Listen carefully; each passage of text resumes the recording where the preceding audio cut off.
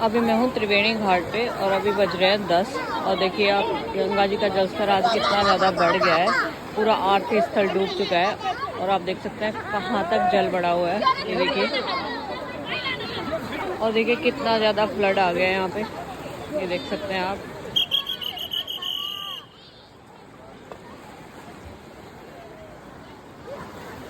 पूरा आरती स्थल डूब चुका है। ये देखिए।